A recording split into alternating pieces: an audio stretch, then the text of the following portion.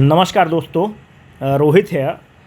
आज जो आपका टेस्ट नंबर 2 है जो मॉडर्न हिस्ट्री ऑफ बिहार का है, ये सारे क्वेश्चंस उम्मीद करते हैं कि आपको पसंद आया होगा। हर क्वेश्चन को हम ये एक्सप्लेन करेंगे कि ये क्वेश्चन हमने फ्रेम क्यों किया है। सारे फ्रेश क्वेश्चंस होंगे। इन प्रश्नों को आप तभी बना सकते हैं, मैं वीडियो का रेफरेंस देते जाऊंगा कि उस वीडियो के मार्फत से वहाँ से जो कॉन्सेप्ट एलुसिडेट किए गए हैं उसके मार्फत आप कैसे इन प्रश्नों को बना सकते थे, और हमने जो प्रश्न बनाया है उसके पीछे हमारा मकसद क्या है ये भी बताना बहुत ज़रूरी है। और विश्वास करिए, ये 19-20 क्वेश्चन के बाद you will be in position to answer all the questions, है ना। आप सारे प्रश्नों को जो भी आएंगे आप उसको सही कर लेंगे, ये मेरा पूरा विश्वास है। स्टार्ट करते हैं। पहला क्वेश्चन ये है कि autobiography 30 years in India, autobiography जो 30 ईयर्स इन इंडिया है ये किसके द्वारा लिखित है? इसका करेक्ट आंसर हो जाएगा विलियम टेलर। आप यहाँ पर देखिए, बीपीएससी हमेशा 1857 की क्रांति से क्वेश्चन पूछ रहा है। 1857 का जो बेसिक क्वेश्चन है वो तो पूछा जा चुका है। हमने अपने वीडियो में क्या बताया कि विलियम टेलर जो हैं ये किताब लिखते हैं आवर क्राइसिस। उस आवर क्राइसिस में बाबू कुंवर सिंह के बहादुरी का जिक्र है और पीर अली के बहादुरी का जिक्र है जो पुस्तक विक्रेता रहे हैं। पर जब विलियम टेलर का क्या है कि William Taylor commissioner of Patna है। जब 1857 की जो क्रांति चल रही है तो he is the commissioner of Patna. उसके बाद जो वहाबी आंदोलन चलता है, वहाबी आंदोलन को भी दबाने वाला कौन है? विलियम टेलर है। 1857 की क्रांति को बिहार में दबाने वाला कौन है? विलियम टेलर है। और अपने किताब आवर क्राइसिस में वो इस चीज़ का जिक्र करता है कि बहुत बहादुरी से बाबू बीर कुंवर सिंह लड़ते हैं और पीर अली लड़ते हैं। पर एक अपनी वो बायोग्राफी लिखता है जिसका नाम है 30 years in India, and this is very important for your examination point of view. ये आपको पता होना चाहिए कि ये ऑटोबायोग्राफी विलियम टेलर की है। दूसरी बात अगर आप देखें तो जो 57 की क्रांति हो रही है, जो 57 की जो क्रांति की जो पहली लौ लगती है वो रोहिणी विलेज देवघर में लगती है। पर रोहिणी विलेज आज के डेट में कहाँ है? झारखंड में है, देवघर जिला में है। कब ये रिवोल्ट होता है? 12 जून को होता है। ये सब वीडियो में बताया हुआ है, नए लोग आप वीडियो को जाकर देखिए। दूसरा डेट अगर आप देखेंगे वीडियो में हमने साफ बताया है कि 3 जून को जो पटना के पुस्तक विक्रेता है पीर अली, वो रिवोल्ट करते हैं। 4 तारीख को अरेस्ट होते हैं और आर लेयल की हत्या करते हैं जो जासूसी कर रहा होता है। और 7 तारीख को ये महान योद्धा पटना के गांधी मैदान में इनको फांसी दी जाती है। तो और जो दानापुर वाला जो बटालियन है जो रिवोल्ट करता है वो 25 जुलाई को करता है। You don't have any option but you will have to, मतलब रिकॉल करना पड़ेगा ये डेट को। अब अनडिवाइडेड बिहार में तो पहली लॉ लगी 12 जून को। अब डिवाइडेड बिहार जो अभी का बिहार है अपना, वहाँ पर पहला लॉ कब लग रहा है? 3 जून को लग रहा है। बाबू कुंवर सिंह वाला तो दानापुर के रिवोल्ट के बाद होगा। तो कहने का मतलब है कि जो बिहार में जो प्रेजेंट डे बिहार है वहाँ पे पहला रिवोल्ट 1857 का कहाँ पे हो रहा है? पटना में हो रहा है। कौन कर रहा है? पीर अली कर रहे हैं। अब रोहिणी विलेज झारखंड में चल गया है। तो क्वेश्चन के फ्रेमिंग पर निर्भर करेगा कि आप आंसर क्या टिक करेंगे। ठीक है, तो ये सब कुछ और फैक्ट्स हैं। आपको हमने बताया है कि आप जो नोट्स बनाएंगे, आपका जो भी नोट्स रहेगा, आप उस नोट्स के दाहिने तरफ हमेशा जगह छोड़ेंगे, क्योंकि कुछ इन्फॉर्मेशन को हमको ऐड कराना होगा। तो आप यहाँ पर 1857 का जो टॉपिक आप पढ़े होंगे आप यहाँ पर उसको ऐड करते चलिएगा, या फिर कोई A4 शीट लगा के नई इन्फॉर्मेशन को ऐड करते चलिएगा। इस प्रश्न के माध्यम से मेरा ये कहने का मतलब था, क्वेश्चन सेटर आगे बढ़ेगा तो ये पूछेगा, आपको पता हो। आप इस चीज़ को ध्यान रखिएगा कि आज के प्रेजेंट डे बिहार में 1857 की क्रांति बाबू बीर कुंवर सिंह ने स्टार्ट नहीं की, पीर अली ने स्टार्ट किया। आगे एक क्वेश्चन भी है इस पर, इसलिए यहाँ पर हमने बताना इसको उचित समझा। ये क्वेश्चन इतना खूबसूरत है कि इसकी जितनी तारीफ की जाए ये कम क्वेश्चन है। ये कह रहा है कि मैं अपने मन में आश्वस्त महसूस करता हूँ कि आपका व्यक्तित्व घायल आत्माओं को शांत करने और अविश्वास और अराजकता के माहौल में शांति और एकता लाने में मदद करेगा। दिस स्टेटमेंट कौन कहता है राजेंद्र बाबू को के संदर्भ में? जब इंडियन नेशनल कांग्रेस में जब त्रिपुरी क्राइसिस होता है। त्रिपुरी क्राइसिस में क्या होता है? देखिए, पहले तो 1938 में हरिपुरा सेशन होगा। 1938 के हरिपुरा सेशन में जब होगा तो सुभाष चंद्र बोस उसकी अध्यक्षता करेंगे, नेशनल डेवलपमेंट काउंसिल का निर्माण करेंगे और उस नेशनल डेवलपमेंट काउंसिल का अध्यक्ष पंडित नेहरू को बनाएंगे। सुभाष चंद्र बोस फिर 1939 का चुनाव लड़ेंगे और 1939 का जो चुनाव होता है वो त्रिपुरी में होता है। Tripuri is a place in Madhya Pradesh, और 1939 के भी चुनाव को जीत जाते हैं। गांधी जी के समर्थन के बावजूद गांधी जी के कैंडिडेट होते हैं पट्टा भाई सिद्धरमैया। पट्टा भाई सिद्धरमैया चुनाव हारेंगे और गांधी जी कहेंगे कि यह पट्टा भाई सिद्धरमैया की चुनावी हार नहीं है, यह गांधी की हार है। उस समय पूरा देश गांधीमय बना हुआ था। गांधी जी के खिलाफ कोई भी आवाज़ नहीं उठती थी। और जो कांग्रेस वर्किंग कमेटी बनती है, अभी भी आप देखते होंगे कि जो सोनिया गांधी अध्यक्ष है उनको असिस्ट करने के लिए कांग्रेस वर्किंग कमेटी होती है। जो कांग्रेस वर्किंग कमेटी है उसके इंपॉर्टेंट मेंबर कौन कौन थे? उसके इंपॉर्टेंट मेंबर सरदार पटेल थे। इन लोग मना कर देते हैं कि हम इस अध्यक्ष के साथ काम नहीं करेंगे। ये भले चुनाव जीत गए हैं पर हमारे मन और मस्तिष्क पर हमारे नेता गांधी जी हैं, और यह चूंकि गांधी जी ने इसको अपनी हार मान ली है, कांग्रेस वर्किंग कमेटी रिजाइन कर देता है। जब कांग्रेस वर्किंग कमेटी रिजाइन कर देगा तो अध्यक्ष पार्टी को नहीं चला पाएगा। And he was force Subhash Chandra Bose was force to resign and forward block later on. जब 1939 में रिजाइन करते हैं तो एक ऐसा व्यक्ति को अध्यक्ष बनाने की बात होगी जो आज़ाद शत्रु है। इसका मतलब जिसका कोई भी शत्रु नहीं है, और एक ऐसा व्यक्ति जिसको सुभाष चंद्र बोस भी इज्जत करते हैं, और गांधी जी के एक तरफ से दत्तक पुत्र थे, नेहरू थे, और ये भी एक दत्तक पुत्र की तरह थे। गांधी जी को बड़ी इज्जत करते थे, गांधी जी भी इनको बड़ी पसंद करते थे, और इनको गांधी ऑफ बिहार भी कहा जाता है।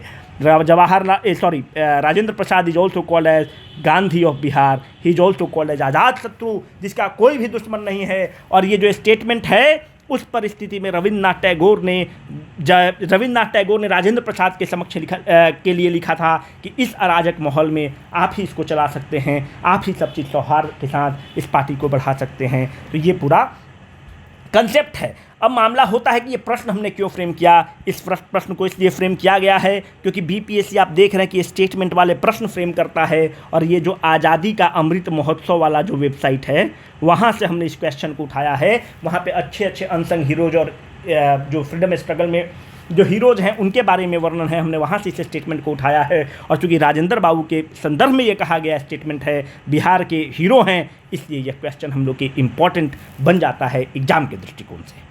Who was referred to as soul of Champaran Satyagraha by Gandhi ji. ये क्वेश्चन आसान है क्योंकि ये क्वेश्चन जो है हमने अपने टेलीग्राम ग्रुप में पहले डाल दिया था, और वहाँ से इस चीज़ को आप मार सकते थे करेक्ट। पर जो लड़का हमारा वीडियो को देखा है वहाँ से भी ये सही कर सकता है। जब हमने चंपारण सत्याग्रह वाले वीडियो में हमने आपको बता रखा है कि चंपारण सत्याग्रह में गांधी जी को इनवाइट कौन करता है, तो गांधी जी को इनवाइट करने जाते हैं राजकुमार शुक्ला, और वही इनवाइट करते हैं। पर उस आंदोलन की जो रूपरेखा है, उसका आर्किटेक्चर कैसे होगा, गांधी जी कहाँ रुकेंगे, गांधी जी कहाँ जाएंगे, कब मोतिहारी जाएंगे, कौन मुजफ्फरपुर जाएंगे, उस समय के बिहार के जो सबसे बड़े वकील थे, मानिए देश के सबसे बड़े और बिहार के सबसे बड़े वकील थे, उनका नाम था ब्रजकिशोर प्रसाद। ब्रजकिशोर प्रसाद ने उस आंदोलन की रूपरेखा तय की कि कब जाएंगे, कहाँ जाएंगे, कैसे मिलेंगे, किससे मिलेंगे, क्या होगा, क्या जवाब दिया जाएगा पुलिस को, पूरा आर्किटेक्चर तैयार करते हैं। और इसलिए गांधी जी ने इन्हें कहा था कि चंपारण सत्याग्रह का अगर कोई आत्मा है तो ब्रजकिशोर बाबू हैं। यहाँ पर आपको बताते चले कि ब्रजकिशोर बाबू की जो बेटी है प्रभावती, उन्हीं से शादी होती है जयप्रकाश नारायण की। एक तरह से ब्रजकिशोर बाबू समधी बनते हैं जयप्रकाश नारायण की। जब बिहार विद्यापीठ का निर्माण होता है, जब बिहार विद्यापीठ का निर्माण होगा तो बिहार विद्यापीठ के कुलाधिपति जो चांसलर बनेंगे मौलाना मजहरुल हक बनेंगे, वाइस चांसलर ब्रजकिशोर प्रसाद बनेंगे, और प्रिंसिपल के रूप में राजेंद्र प्रसाद बनेंगे। यहाँ पर एक चीज़ और इन्फॉर्मेशन आपको देते चले कि जब चंपारण सत्याग्रह होता है तो गांधी जी कहते हैं कि कोई भी बड़ा आदमी हो वो नौकर चाकर नहीं रखेगा, अपना काम खुद करेगा, वो अपना कपड़ा धोएगा, खाना सब चीज़ बनाएगा। ब्रजकिशोर बाबू के संदर्भ में गांधी जी ने इन्हें रियायत दी। ये बोले कि ब्रजकिशोर बाबू इतने बड़े आदमी हैं, इतने सुखवार आदमी हैं, इतने बड़े वकील हैं कि आज तक इन्होंने अपना कपड़ा खुद नहीं धोया है, आज तक इन्होंने अपने खाना खुद नहीं बनाया है। तो ब्रजकिशोर बाबू को ही केवल अलाउ किया गया था कि ये हेल्प रख सकते हैं, हाउस हेल्प रख सकते हैं। इस तरह से हम लोग चीज़ों को आगे करते चलिए। ये इंपॉर्टेंट फैक्ट है, अभी तक ये सब क्वेश्चन नहीं पूछा गया है, पूछा जा सकता है आपसे, है ना।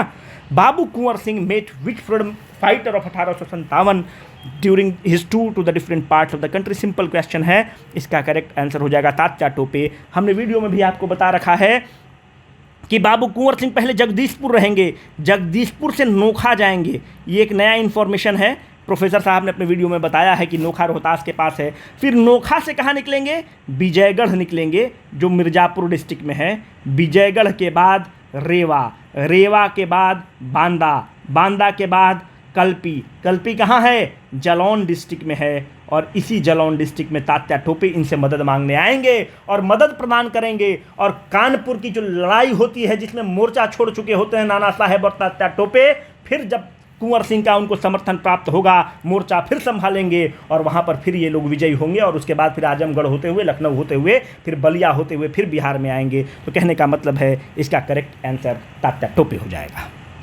द मोस्ट प्रोमिनेंट इशू, ये भी वीडियो में बताया हुआ क्वेश्चन है, आप जाकर देखिएगा, इनडायरेक्ट रूप से बताया हुआ क्वेश्चन है। तो इस तरह से हम डायरेक्ट क्वेश्चन बनाने में क्या मज़ा आपको आएगा? वीडियो से डायरेक्ट क्वेश्चन उठाकर दे देंगे, आपका भी समय खराब होगा, मेरा भी समय खराब होगा, ना हमको बताने में मज़ा आएगा ना आपको सीखने में मज़ा आएगा। द मोस्ट प्रोमिनेंट, और एक चीज़ याद रखिएगा, जब भी बीपीएससी एग्जाम लेता है क्वेश्चन बहुत टफ होते हैं, तो we should be prepared for the worst but we should hope for the best. The most prominent issue discussed at the गया सेशन, जो गया वाला सेशन है, गया में कहाँ पे सेशन होता है, किस गांव में होता है? गांव का नाम है तेनई।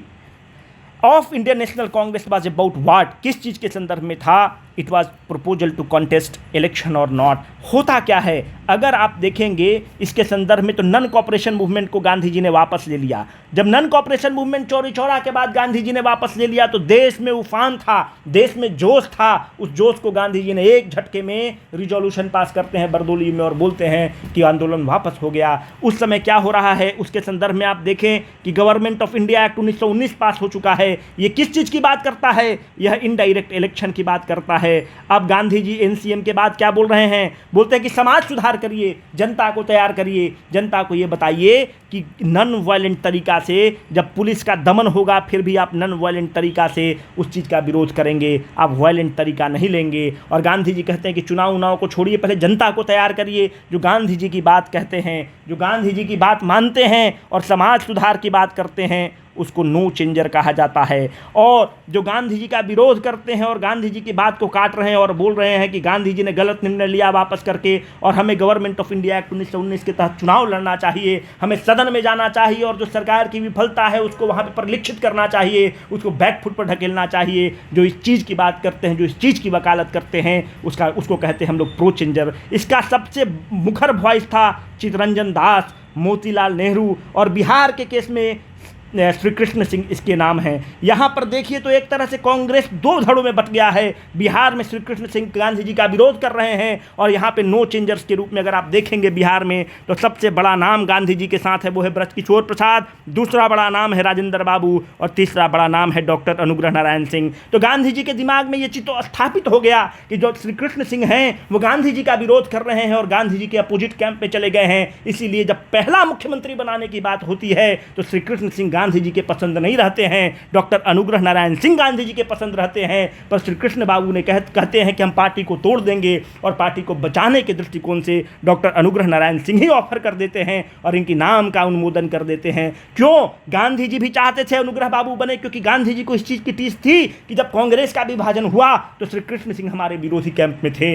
यहाँ पर एक चीज़ और बताते आपको चले कि जो गया वाला सेशन हो रहा था इसका अध्यक्षता कौन कर रहे थे? चित्तरंजन दास इसकी अध्यक्षता कर रहे थे। चित्तरंजन दास की दो किताबें बड़ी फेमस हैं। एक जो किताब है इंडिया फॉर इंडियंस, दूसरी उनकी किताब है फ्रीडम थ्रू डिसओबीडियंस। ये दोनों किताब को आप ध्यान रखेंगे, फ्रीडम थ्रू डिसओबीडियंस।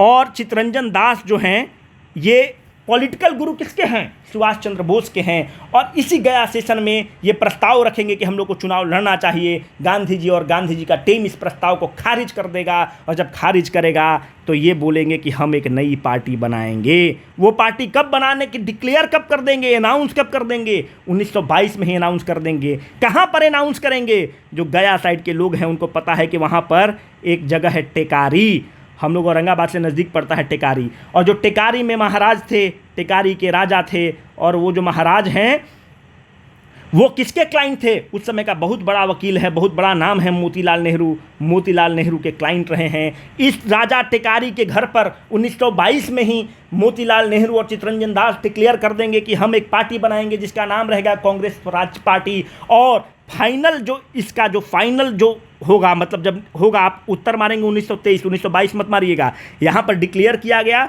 पर फाइनल रूपरेखा 1923 के इलाहाबाद में कांग्रेस स्वराज पार्टी का गठन किया गया। तो ये भी पूछ सकता है राजा टिकारी के बारे में, तो ये इन्फॉर्मेशन हमको देना था। और बिहार में कांग्रेस स्वराज पार्टी जो बनती है वो किसके नेतृत्व में बन रही है? श्री कृष्ण सिंह, बड़ा नाम है, इनके नेतृत्व में बनेगा। और जो कांग्रेस स्वराज पार्टी बनेगा उसका जो अध्यक्ष बनेंगे, उसका एक प्रेसिडेंट बनेगा। तो श्री कृष्ण बाबू अध्यक्ष नहीं बनेंगे, नारायण प्रसाद को अध्यक्ष, पहला जो अध्यक्ष बनेंगे वो बनेंगे नारायण प्रसाद। और सेक्रेटरी सचिव किसको बनाया जाएगा? अब्दुल बारी को। तो कहने का मतलब है कि श्री कृष्ण बाबू, नारायण प्रसाद, अब्दुल बारी, ये सब बिहार से कौन लोग हैं? ये प्रो चेंजर्स के लोग हैं। इसलिए ये दोनों फैक्ट को भी आप याद रखिएगा। श्री कृष्ण सिंह सबसे टॉलेस्ट लीडर हैं, पर अध्यक्ष नहीं बनते हैं, नारायण प्रसाद अध्यक्ष बनते हैं। ठीक है, यहाँ से आपको बता दिए। ये क्वेश्चन देखिए इनडायरेक्ट क्वेश्चन है, पर ये इनडायरेक्ट क्वेश्चन हमारे वीडियो से बन सकता है। कैसे बन सकता है ये हम अभी आपको बताते हैं। देखिए, बरहिया ताल, बख्त लैंड, मतलब लैंड की बात हो रही है। जे struggle was led by Barahiya Tal is a village in Munger district, हमने बता दिया। अब देखो, बख्त लैंड की बात हो रही है। जब बख्त लैंड की मेरे दोस्त बात हो रही है, मतलब ज़मीन की बात हो रही है। हमने अपने वीडियो में आपको क्या बताया कि जब किसान आंदोलन चल रहा है तो मुंगेर में कौन लीड कर रहा है? मुंगेर में कारीनंद शर्मा लीड कर रहे हैं। राहुल संकृत्यान कहाँ लीड कर रहे हैं? राहुल संकृत्यान आपको सारण और दरभंगा बेल्ट में लीड कर रहे हैं किसान आंदोलन को। हमने कहा Barhiya Tal is a village in the Munger district. तो इस नॉलेज से, चूंकि हमने वीडियो में बता रखा है, तो आपको इसका करेक्ट आंसर पे पहुंच जाना चाहिए था। कारीनंद शर्मा। यदुनंदन शर्मा कहाँ लीड कर रहे हैं? गया वाला बेल्ट में लीड कर रहे हैं। श्री कृष्ण बाबू कहाँ लीड कर रहे हैं? और मोहम्मद जुबैर मुंगेर वाला बेल्ट में लीड कर रहे हैं। तो उस वीडियो के मार्फत से आप इसका करेक्ट आंसर पे पहुंच जा सकते थे। इसीलिए हमने कहा था वीडियो में, और आपको बार बार रिमाइंड कर रहे थे कि डायरेक्ट क्वेश्चन नहीं रहेगा, एप्लीकेशन ऑफ कॉन्सेप्ट रहेगा, और कॉन्सेप्ट अप्लाई करके आप पहुंच सकते थे। और यही आपको चीज़ को डेवलप करना पड़ेगा। हुआ क्या, आप देखिए कि 1928-29 के बीच में क्या चल रहा है। 1928 से आप देख रहे हैं कि 1929 में सोनपुर में कांग्रेस का अधिवेशन, किसान सभा होगा, और किसान सभा, बिहार प्रोविंशियल किसान सभा का गठन हो जाएगा। पर मेरे दोस्त ये बताओ, 1929 के समय और कुछ बड़ा चीज़ चल रहा है क्या? 1929 से 34 के बीच में आप देखिएगा तो ग्रेट डिप्रेशन का फेज है। इतनी भयंकर आर्थिक मंदी आज तक पूरे विश्व में नहीं आई। जब ग्रेट डिप्रेशन है तो किसान भी प्रभावित है। जो किसान के पास, आपने क्या कहा था कि किसान का ये अगर ज़मीन का टुकड़ा है, जब ग्रेट डिप्रेशन हो गया तो इस ज़मीन के टुकड़ा के लिए, जब इस पे वो खेती कर रहा है तो आप उस पर टैक्स लेते थे। जब ग्रेट डिप्रेशन मेरे दोस्त आ गया तो किसान टैक्स देने की स्थिति में होगा क्या? नहीं। जब टैक्स देने की स्थिति में होगा तो वो टैक्स इवेड करेगा। जब टैक्स इवेड करेगा तो इस ज़मीन पर, जो किसान का ज़मीन था, इस पर ब्रिटिश हुकूमत की कब्जा हो जाएगा और ब्रिटिश हुकूमत इसको ले लेगा और ज़मींदार के पास दे देगा। इसी चीज़ को बख्त लैंड बोलते थे। हमने आपका ज़मीन को हथिया लिया। जब बख्त लैंड की आवाज़ उठी 1929 से 34 के बीच में, तो ये जो बड़े नेता हैं, किसानों के बड़े नेता हैं, ये आवाज़ उठाते हैं और ये बोलते हैं कि जिस टैक्स वाले ज़मीन पर अगर टैक्स नहीं देने के एवज में आपने इसको जो कब्जा कर लिया है, इसको किसानों को रिटर्न करिए। और ये बहुत बड़ा आंदोलन बरहिया ताल में चलता है। ये फॉरवर्ड वर्सेस बैकवर्ड की भी लड़ाई में तब्दील होता है, और इसको जो लीड कर रहे हैं वो कारीनंद शर्मा लीड कर रहे हैं। इनडायरेक्ट क्वेश्चन है, जिन्होंने सही किया है इसका मतलब आप बहुत अच्छा दिमाग लगाते हैं। Which among the following are the revivalist movement, मतलब पुनरुत्थानवादी आंदोलन कौन कौन था? यार हम देखिए डीएवी से पढ़े हैं, तो वहाँ से क्या होता है कि आप अगर डीएवी में अगर आप पढ़े हैं तो आपको पता होगा कि डीएवी में वहाँ सब मूर्ति पूजा नहीं करता है। हर शनिवार को आपको तबाह कर देगा और दिन भर हवन कराएगा, एकदम थक जाइएगा आप, है ना। ओम शांति, ओम केवल, ओम भूर्भुवस्व करा के आप परेशान हो जाएंगे। तो कहने का मतलब है, आर्य समाज किस चीज़ की बात करता है? आर्य समाज बोलता है गो टू द ऋग्वेदास, ठीक है, बोलता है कि वेदा सबसे पवित्र है, वेदा सुप्रीम है। आप ऋग्वेद में जाइए, क्योंकि ऋग्वेद में देयर इज नो परिकल्पना ऑफ आइडियल पूजा। आइडियल पूजा तो आपको आता है गुप्त काल में, वहाँ पर मंदिर की बात होती है। वहाँ पे तो ऋग्वेद में नेचुरल फोर्सेज की बात होती है। इन लोग का मानना है कि भगवान की पूजा करो, सूर्य की पूजा करो, इंद्र भगवान की पूजा करो। तो ऋग्वेद में जाने की बात करता है। इसका मतलब वो पुनरुत्थानवादी सोच है। वहाबी आंदोलन क्या कह रहा है? वहाबी आंदोलन का 2 सेंटर बहुत इंपॉर्टेंट है पूरे देश में उस समय था। एक सिताना जो कि पंजाब में था, और दूसरा पटना था। चूँकि पटना हमारे एग्जाम में है, बिहार का पार्ट है, इसलिए हम आपको ये इस क्वेश्चन के थ्रू इन्फॉर्मेशन देना चाह रहे थे कि वहाबी मूवमेंट एक रिवाइवलिस्ट मूवमेंट है। इस क्वेश्चन पूछने का मेरा मात्र ये मतलब था कि आपको ये बताना हम चाह रहे थे कि आप इस चीज़ को दिमाग में कर दीजिए कि वहाबी मूवमेंट जिसका बिहार सेंटर रहा है वो एक रिवाइवलिस्ट मूवमेंट है, ना कि रिफॉर्मिस्ट मूवमेंट है। तो आर्य समाज भी रिवाइवलिस्ट मूवमेंट है, वहाबी मूवमेंट भी रिवाइवलिस्ट मूवमेंट है। करेक्ट आंसर हो जाएगा नन और मोर देन वन। ठीक है, ये आंसर हो जाएगा। अब देखिए कुछ और चीज़ इंपॉर्टेंट आपको बताते चले। देखिए यहाँ पे हमने एक चीज़ लिखा था, explain about the फराजी movement. Wahhabi movement होता क्या है? जो वहाबी मूवमेंट है ये कह रहा है कि जिस तरह से इस्लाम का जो पवित्र ग्रंथ है वो क्या है? इस्लाम का पवित्र ग्रंथ है कुरान। बहुत प्रैक्टिसेस इस्लाम में हैं जो कुरान में नहीं हैं, पर डिफरेंट स्कूल ऑफ थॉट हो गए, इनके भी बहुत सारे प्रॉफिट्स हैं। जो प्रॉफिट्स के कहने पर डिफरेंट इस्लामिक जो प्रैक्टिसेस हैं जो कुरान में दिया हुआ है, आप बहुत ऐसे एक्ट करते हैं जो अन इस्लामिक, ऐसे रिचुअल्स को फॉलो करते हैं जो अन इस्लामिक प्रैक्टिस के दायरे में आ जाएंगे। ठीक है, तो ये कह रहा है वहाबी मूवमेंट की go back to Quran and get rid of this un-Islamic practice। मतलब what it is talking about, it is talking about the revival of the Quran and getting rid of this un-Islamic practice, है ना। तो इसलिए ये भी एक revivalist movement है और इसी के तर्ज पर हाजी शरीयतुल्लाह एक बड़ा नाम है। और याद रखिएगा कि हाजी शरीयतुल्लाह ये क्वेश्चन पूछ सकता है। हाजी शरीयतुल्लाह जो हैं इसी वहाबिज़म से इंस्पायर होते हैं। और जो ईस्टर्न बंगाल है, जो अभी का बांग्लादेश वाला जो पार्ट है, तो ईस्टर्न बंगाल वाले पार्ट में वहाबिज़म के तौर पर इसको वहाबिज़म वाले आइडिया को लेकर बढ़ावा देते हैं, जिसको फराजी मूवमेंट कहा जाता है ना। तो Faraizi movement is also a revivalist movement. इस तरह से हमारा जो क्वेश्चन पूछने का मकसद था हमने आपको बता दिया। बढ़िया क्वेश्चन है। देखो राजेंद्र प्रसाद वगैरह पे जितना क्वेश्चन रहेगा ना, जितना अच्छा इन्फॉर्मेशन रहेगा ना, उसको आप कलेक्ट करिए, है ना, क्योंकि क्वेश्चन घुमा जुमा के वही पूछेगा। जो बेसिक क्वेश्चन है दोस्त वो तो पूछा जा चुका है। तो अगर अच्छा क्वेश्चन सेटर रहेगा तो कठिन क्वेश्चन जाएगा तो आप उसको आंसर कर लीजिएगा। Doctor Rajendra Prasad met Mahatma Gandhi at which session of the Indian national Congress. ठीक है, तो ये महत्वपूर्ण क्वेश्चन हो जाएगा कि किस सेशन में मिलते हैं। अब देखिए राजेंद्र बाबू के बारे में कुछ तो इन्फॉर्मेशन वीडियो में दे दिए हैं आपको। ये तो पता ही है कि राजेंद्र बाबू इंडियन नेशनल कांग्रेस के 3 बार प्रेसिडेंट बनेंगे। इनको आज़ाद शत्रु कहा जाता है, गांधी ऑफ बिहार भी कहा जाता है। एक बार 1934 के बॉम्बे सेशन में बनेंगे। अभी हम आपको ऊपर बताए कि 1939 में त्रिपुरी क्राइसिस हो जाएगा, तो जब त्रिपुरी क्राइसिस होगा तो इनको बना दिया जाएगा। ठीक है, ये तो संकट मोचन है। चौथा अगर आप देखेंगे तो 1947 में JB कृपलानी, जब भारत आज़ाद होगा तो कांग्रेस का प्रेसिडेंट कौन है? जब कांग्रेस आज़ाद होगा तो JB कृपलानी कांग्रेस के प्रेसिडेंट है। पर 1947 में ही ये रिजाइन कर देंगे कुछ कारणवश। तो 1947 में जैसे रिजाइन करेंगे तो संकट मोचन कौन है? राजेंद्र बाबू फिर बन जाएंगे। तो 3 बार कांग्रेस के प्रेसिडेंट बनेंगे। जीरादेई सिवान इनका गांव रहा है, जो सिवान जिला में पड़ता है। अब आप इनको देखिएगा तो इनको भारत रत्न कब मिलेगा? 1963 में मिलेगा। अब 1900 अगर आप देखिएगा तो 1911 के कैलकाटा सेशन में ये कांग्रेस पार्टी को ज्वाइन करेंगे। 1911 के कैलकाटा सेशन में 1916 में जो लखनऊ सेशन हो रहा है उसमें जाकर ये गांधी जी से मिलेंगे। 1916 के लखनऊ सेशन में गांधी जी से 2 आदमी मिलेंगे। एक तो पंडित नेहरू की भेंट होगी गांधी जी से, और दूसरा बड़ा नाम है वो राजेंद्र प्रसाद गांधी जी से 1916 के लखनऊ सेशन में मिलेंगे। कुछ जगह ये आपको दिया रहेगा कि गांधी जी से 1915 में मिल चुके होते हैं राजेंद्र बाबू, पर क्वेश्चन में ये कह रहा है कि विच सेशन में कहाँ मिले हैं, तो इसका करेक्ट आंसर हो जाएगा लखनऊ सेशन 1916। अब ध्यान से और देखिए राजेंद्र, अच्छा एक चीज़ ये बताइए, जब 1916 वाला सेशन बहुत महत्वपूर्ण है, आपके एग्जाम में पूछता है, इसकी अध्यक्षता कौन कर रहे हैं? AC मजुमदार कर रहे हैं, है ना, AC मजुमदार काम कर रहे हैं। 1911 वाला सेशन महत्वपूर्ण है, कैलकाटा वाला, इसकी अध्यक्षता कौन कर रहे हैं? बिशन नारायण दर कर रहे हैं, बिशन नारायण दार। ठीक है, तो ये पूछा जा सकता है। और बाकी जो बताएंगे वो रिपीटेशन होगा, तो कोई मज़ा आपको भी नहीं आएगा, हमको भी नहीं आएगा मज़ा। ये वाला कलम लेंगे, नहीं कौन सा कलम लें, ये वाला लेंगे। ठीक है, अब बाकी रिपीटेशन होगा। Who among the following was not associated with the Bihar student conference. एकदम डायरेक्ट क्वेश्चन है दोस्त, पर थोड़ा सा दिमाग लगाया हुआ क्वेश्चन है।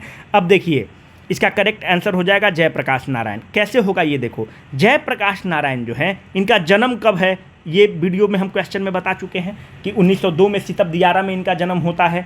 अब देखो बिहार स्टूडेंट कॉन्फ्रेंस, अगर आपने हमारा वीडियो देखा है तो हम बताए हैं कब हो रहा है बिहार स्टूडेंट कॉन्फ्रेंस, 1906 में हो रहा है। जब 1902 में इनका जन्म ही हो रहा है तो 1906 में कैसे पार्टिसिपेट कर लेंगे, तो आप एलिमिनेट कर लेंगे ये दोनों फैक्ट से। दोनों फैक्ट हमने वीडियो में बता रखा है ना। अब देखो 1906 में जो पृथक बिहार की आवाज़ उठती है, सेपरेट बिहार की जो आवाज़ उठ रही है, तो उसके लिए बिहार स्टूडेंट कॉन्फ्रेंस पटना में ऑर्गेनाइज किया जाता है। आप हमको बताइए कि 16वां बिहार स्टूडेंट कॉन्फ्रेंस जो होता है वो हजारीबाग में ऑर्गेनाइज होता है। ये उसकी अध्यक्षता कौन कर रही होती हैं, किस देवी का नाम है, आगे आप इसको भरिएगा, ये हम अपने वीडियो में बता रखे हैं। ये क्या होगा कमेंट सेक्शन में आप हमें जरूर बताइएगा कि कौन देवी 16वां कॉन्फ्रेंस बिहार स्टूडेंट कॉन्फ्रेंस को लीड कर रही थी हजारीबाग में। अब देखो राजेंद्र बाबू भी इसके पार्ट थे, महेश नारायण भी थे और सच्चिदानंद सिन्हा भी थे। अब एक चीज़ यहाँ पर आपको बताते चले कि एक किताब लिखा गया, उस किताब का नाम है सेपरेशन ऑफ बिहार, और इसी किताब को ये भी कहा जाता है पार्टीशन ऑफ बंगाल, है ना। तो किताब उताब से जम के पूछता है, ये सब आप ऐड करते चलिए, ये सब नया इन्फॉर्मेशन हम आपको दे रहे हैं ना। ये जो बोल रहे हैं कि 5% इन्फॉर्मेशन हम चुरा के रखे हैं पार्टीशन ऑफ बंगाल, क्योंकि हम चाहते हैं कि आप थोड़ा अप्लाई करें, स्पून फीडिंग नहीं हो, याद नहीं रहेगा। ये जो किताब है एक ही किताब है, इसको लिखने वाले कौन हैं, ये दोनों आदमी, सॉरी महेश नारायण और सच्चिदानंद सिन्हा, ये दोनों मिल के जो हैं ये किताब लिखते हैं सेपरेशन ऑफ बिहार और पार्टीशन ऑफ बंगाल, है ना। इससे ज़्यादा आपको ज़रूरत नहीं है आगे बता। फर्स्ट गर्ल्स स्कूल एक फैक्ट बेस्ड क्वेश्चन है। देखिए स्टेट पीसीएस में तो हम लोग को फैक्ट भी थोड़ा पता होना चाहिए, तो अपने नोट्स को आप ऐसे ही रिफाइन करते हैं कि जो अपना नोट्स बना हुआ है इसके साइड वाला जो पार्ट है इसमें हमारे पास कुछ ना कुछ फैक्ट्स भी होते रहने चाहिए, क्योंकि जब फैक्ट पूछेगा तो दिक्कत हो जाएगा। तो इसका करेक्ट आंसर है अघोर कामनी देवी। अब इसका क्या है, अब आप देख लीजिए। अरे यार पेन तो सिलेक्ट हो जा। जो अघोर कामनी देवी है एक बांकीपुर गर्ल्स स्कूल बनाती हैं। उसका बांकीपुर कहाँ है, बांकीपुर पटना में है। बांकीपुर गर्ल्स स्कूल, बहुत पढ़ी लिखी औरत हैं, बांकीपुर गर्ल्स स्कूल बनाती हैं महिला उत्थान में 1892 में। जो अघोर कामनी देवी हैं ये किसकी पत्नी हैं, ये उस समय के एक बहुत बड़े नाम हैं बीसी रॉय, एक आईसीएस ऑफिसर हैं और उस समय पटना में डिप्टी मजिस्ट्रेट थे। तो बीसी राय की पत्नी हैं और महिला शिक्षा में काम करती हैं। पर यहाँ पर इनको सपोर्ट में कौन आता है, कुछ लोकल लोग आते हैं जो इसको स्थापना करते हैं और सहयोग करते हैं ज़मीन अधिग्रहण वगैरह में, जैसे गुरु प्रसाद सेन ने सहयोग किया था, ब्रह्मदेव नारायण, ये सब कहाँ के रहने वाले हैं, वहीं गांव के रहने वाले हैं बांकीपुर के। और इन लोगों ने अघोर कामनी देवी को सपोर्ट किया ज़मीन अधिग्रहण वगैरह करने में और स्कूल स्थापित करने में, है ना। तो अघोर कामनी देवी फैक्ट बेस्ड क्वेश्चन है। ये क्वेश्चन है कि number of the delegates from Bihar in the first session of the Indian national Congress was, ये क्वेश्चन बताया हुआ है, डायरेक्ट अपने वीडियो से क्वेश्चन है। इसका करेक्ट आंसर है 0। जब कांग्रेस का अधिवेशन होता है तो प्रतिनिधि के रूप में बहुत लोग भाग लेगा, है ना। तो जो कांग्रेस का पहला अधिवेशन होगा उसमें 72 टोटल डेलीगेट पार्टिसिपेट करेंगे, बिहार से डेलीगेट की संख्या रहेगी 0। जो सेकेंड इंडियन नेशनल कांग्रेस की जो बैठक होगी वो होगी कलकत्ता में, और उसकी अध्यक्षता कौन करेंगे, ये आप कमेंट बॉक्स में ये भी आप हमें बताइएगा कि उसकी अध्यक्षता कौन करेंगे। टोटल डेलीगेट की संख्या होगी 431 और बिहार से डेलीगेट की संख्या होगी 31 और टोटल मुसलमान की डेलीगेट होंगे 33। कोई किताब में 431 के जगह 434 भी लिखा हुआ है, 436 भी लिखा हुआ है। मेरे हिसाब से ज़्यादा अप्रोप्रिएट 434 है, क्योंकि ये आईएनसी के वेबसाइट पर दिया हुआ है। पर बहुत किताब 431 भी लिखा हुआ है। यह अब आप पर निर्भर करेगा कि आप क्या उचित मानेंगे। ये दोनों फैक्ट बिल्कुल सही है, इसको आप ध्यान रखिएगा। जो तीसरा सेशन होगा इंडियन नेशनल कांग्रेस का, वो सेशन मद्रास में होगा, और जो मद्रास में सेशन होगा वो बदरुद्दीन तैयब जी लीड करेंगे। और बदरुद्दीन तैयब जी जो हैं ये पहले मुसलमान हैं, the first Muslim to become the president of Indian national Congress. जो चौथा सेशन है वो इलाहाबाद और प्रयागराज में होगा इंडियन नेशनल कांग्रेस का।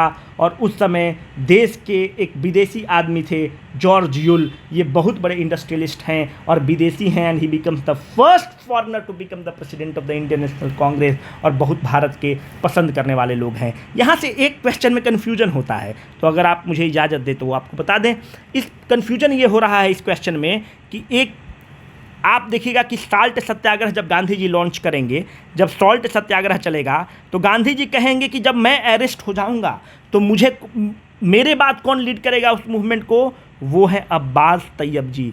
ठीक है, तो अब्बास तैयब जी के बारे में बोलते हैं कि ये तो 1906 के आसपास मर जाएंगे बद्रुद्दीन तैयब जी, तो अब्बास तैयब जी लीड करेंगे। तो बहुत बार ऑप्शन में कन्फ्यूजन दे देगा, क्वेश्चन अगर पूछ देगा कि जब साल्ट सत्याग्रह हो रहा है, जब गांधी जी अरेस्ट हो जाएंगे तो सेकंड लीडर कौन बनेगा, तो अब्बास तैयब जी बनेंगे, और थर्ड पे बनेंगी सरोजनी नायडू, तो कन्फ्यूजन हो जाता है। और अब्बास तैयब जी को grand old man of Gujarat भी कहा जाता है ना, तो कन्फ्यूजन हो जाए तो ये भी आपको पता रहना चाहिए कि कहाँ पे कन्फ्यूजन हो सकता है। तो वहाँ पे अब्बास तैयब जी है, ये बदरुद्दीन तैयब जी है, और ऑप्शन बदरुद्दीन तैयब जी दे देता है ना।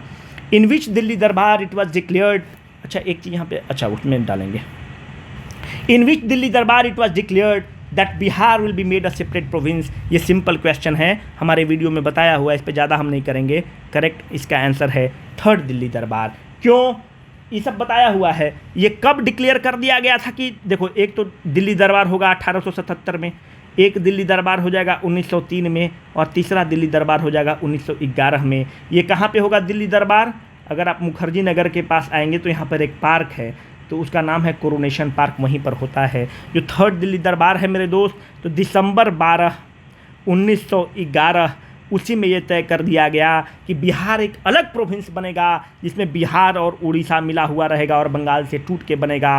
वो अलग बात है कि जो बिहार का जो फाइनल फॉर्मेशन होता है वो 1912 मार्च 22 को 1912 को होता है। पर डिक्लेयर कब कर दिया गया था, थर्ड दिल्ली दरबार में ही डिक्लेयर कर दिया गया था। तो ये भी एक थोड़ा सा अलग सा क्वेश्चन है, पर ये हमारे वीडियो में बताया हुआ है, तो आपके लिए ये आसान होना चाहिए, है ना। Who was the first president of the Bihar first provincial Congress committee, ये भी एक सिंपल क्वेश्चन है जिसका उत्तर आपको पता होना चाहिए। अब देखिए, इसका करेक्ट आंसर है सर अली इमाम। 1908 में बिहार प्रोविंशियल कांग्रेस कमेटी बीपीसीसी की बैठक होगी। ये जो बीपीसीसी की जो बैठक होगी, बिहार प्रांतीय कांग्रेस कमेटी की, ये इसका ओवरऑल लीडर कौन है, नवाज सरफराज खान। पर जो पहली बैठक होगी वो पटना में बैठक होगी, और जो पटना में पहली बैठक होगी उसके प्रेसिडेंट रहेंगे, उस बैठक की सर अली इमाम रहेंगे। इसी बैठक में फ़खरुद्दीन साहब जो हैं ये एक रिजोल्यूशन को पास करेंगे। वो किस रिजोल्यूशन को बात करेंगे, वो पृथक बिहार की बात करेंगे, वो सेपरेट बिहार की बात करेंगे। क्यों, उस समय आवाज़ बहुत टाइट है। 1906 में बिहार स्टूडेंट कॉन्फ्रेंस हुआ है, पूरे बिहार के लोगों में एक सेपरेट राज्य बनाने की मांग उठ रही है। तो फ़खरुद्दीन साहब एक रिजोल्यूशन पास करेंगे, पृथक बिहार की बात करेंगे, और उस रिजोल्यूशन को सर्वसम्मति से पहला प्रोविंशियल कांग्रेस कमेटी में पास कर दिया जाएगा। ये महत्वपूर्ण रहेगा, ठीक है। Revolt of 1857 present day Bihar started from which place, तो प्रेजेंट डे बिहार की बात कर रहा है। तो अभी आपको हम ऊपर बताएं, पीर अली जो है वो स्टार्ट करते हैं। तो पहला जगदीशपुर ऑप्शन इसीलिए दिए हैं कि आप थोड़ा कंफ्यूज हो जाइए, पर इसका करेक्ट आंसर मेरे दोस्त पटना है, 3 जून को ही स्टार्ट हो चुका है ना।